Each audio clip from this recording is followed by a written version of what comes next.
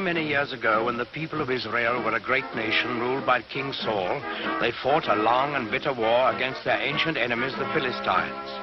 In those days, soldiers used swords and spears and bows and arrows, and they wore heavy armor and carried shields to protect themselves in battle, so that only the biggest and strongest men were taken into the army.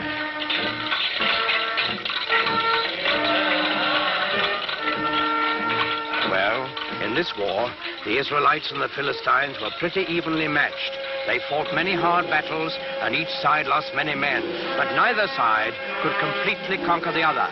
Then one day, while the Philistines were camped on one side of the great valley and the Israelites on the other, there came out of the camp of the Philistines a champion of their cause, a huge giant, taller and stronger and bigger than any man anyone had ever seen.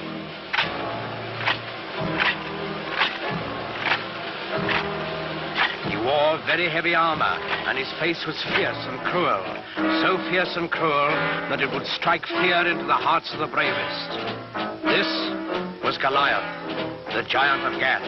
He strode to the center of the valley, faced the armies of Israel, and in a voice like thunder, he hurled this defiance at them.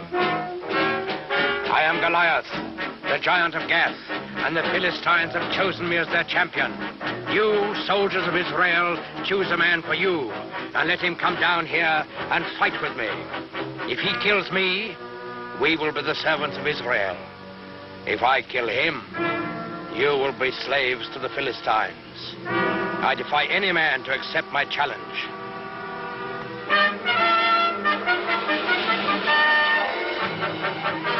When the men of Israel saw Goliath and heard his defiant challenge, they were afraid, for they had no one to match his size and strength. Not one among them dared go down and do battle with the giants. Not, that is, until the shepherd boy David heard Goliath's challenge. Now, David was just a boy. He knew nothing about swords and spears and fighting wars.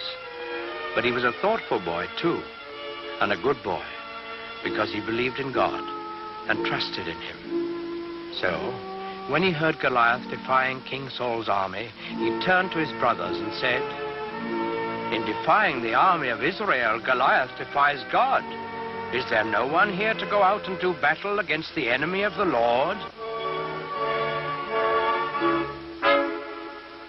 David's brothers were first surprised and then angry at him.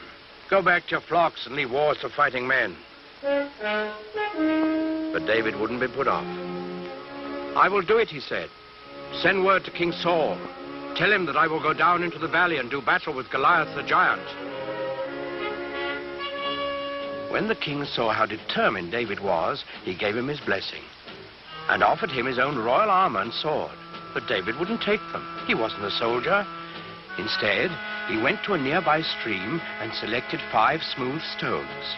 He put these in his shepherd's bag. He took his stick in his left hand, and in his right hand he held a slingshot. That's all. With both armies looking on, excited and expectant, David went down into the valley to meet Goliath. They met in the middle of the valley. David looking up at the giant, confident and unafraid, and Goliath looking down on the unarmed boy with eyes full of hatred. Suddenly, the giant Philistine roared in a terrible fury. "I have defied all the armies of Israel to give me a man to fight, and they have sent a boy against me.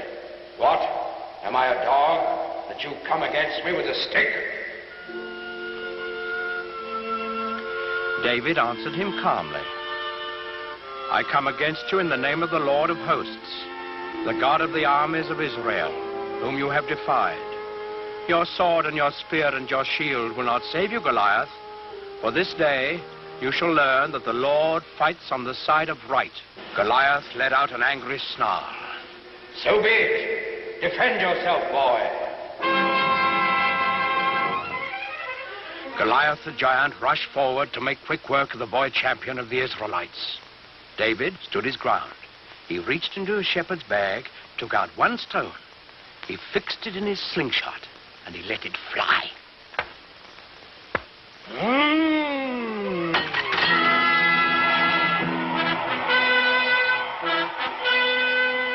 giant was dead, and the simple shepherd boy, who trusted in God, had done what all of King Saul's army hadn't been able to do. David lifted his eyes to heaven, and he whispered a prayer.